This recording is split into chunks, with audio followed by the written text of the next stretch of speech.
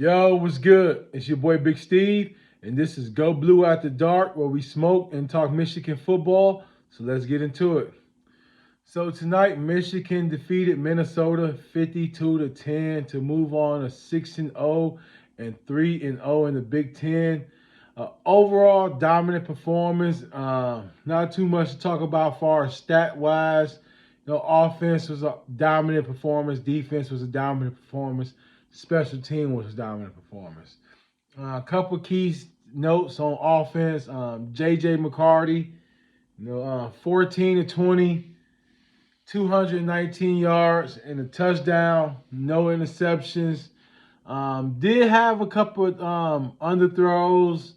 I think they're just timing, with I believe Roman Wilson's such a speedster receiver to where you switching it up and you going to receivers who's not as fast and you worry about overthrowing them. Even on a deep throw to Cornelius Johnson, he had to come back to it, but he gave his receiver a chance to make a play. So not too much nitpicking. Overall, like I say, JJ looked like he's him. 2 rushing touchdowns. When on that second one, I knew for a fact, like, yo, he should never kept that one. And dude, it was 1-on-1. You can blame somewhat of the new football nature where defenses can't be as aggressive. So you definitely got to be careful. But 1-on-1, and he made dude look silly on national TV. So big touchdowns by JJ with the run. Overall, great game from him. Like I said, a couple missed throws, but not too much to nitpick on. Rushing game, once again, when you get 2 pick sixes, your offense don't have to do much to just sustain the game and win. So Blake Corum looked like Blake Corum, 9 carries, 69 yards, and a touchdown. Khalil Mullins, 8 carries, 47 yards, no touchdowns. Donovan Edwards, 4 carries, 20 yards. So that's a stat line I'll definitely like to see out the running game. I think Donovan Edwards is going to get some touches at receiver as well. So it's not like he's just missing out on carries and he's not getting reps. He's getting reps. I just think they're going to be at receiver a lot. So good balanced attack with the run game. Offensive line looked great. Ladarius Henderson looked much better this year. This game compared to last game. Receiving, once again, he spread it out real well. Cornelius Johnson, 3 catches, 85 yards, with a 49-yard catch. Roman Wilson, 3 catches for 56 yards. No touchdowns today, unfortunately, but overall got the dub, so I know he's not tripping. And Donovan Edwards, 4 catches for 25 yards. Had a key drop on that third down possession, but once again, he's going to get more reps where he's getting more comfortable going out that wide out. Colston Loveland, 1 catch, 24 yards and a touchdown. Wonderful route, wonderful read by JJ to adjust to the blitz. So offense overall, dominant performance. Overall, defense. Defense, Mason Graham is him. Dude's a baller. He's a beast, man. He's a motherfucking monster. So defense held a quarterback 8th and 5 attempts for 15 yards. 5 attempts, sorry about that. 5 of 15 for 52 yards. 1 touchdown, that 1 long play, 2 interceptions, 2 pick sixes to be exact.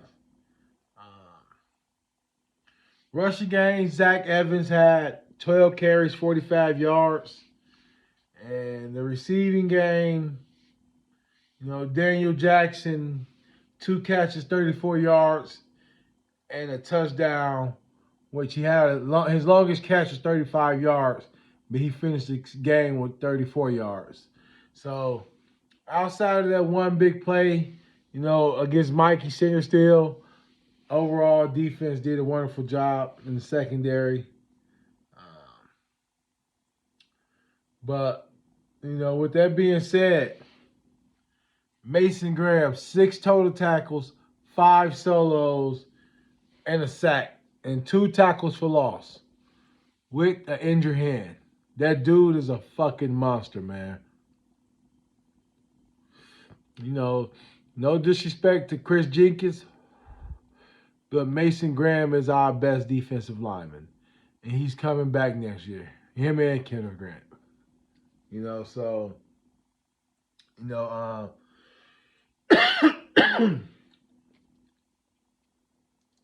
Ernest Hausman, 5 tackles, 2 solos. So, overall, dominant performers on the defense. One thing I do have to nitpick at the defense with is Junior Colston, the middle linebacker. He's returning. He's a 2-year starter, junior linebacker, and he's not that guy. He looked lost throughout the game. Gave up some big runs up the middle, out of position, and he's not aggressive. He's not aggressive. I like to see more of Ernest Hausman and Mike Barrett at that middle linebacker spot. I think Mike Barrett does a better job of blowing shit up.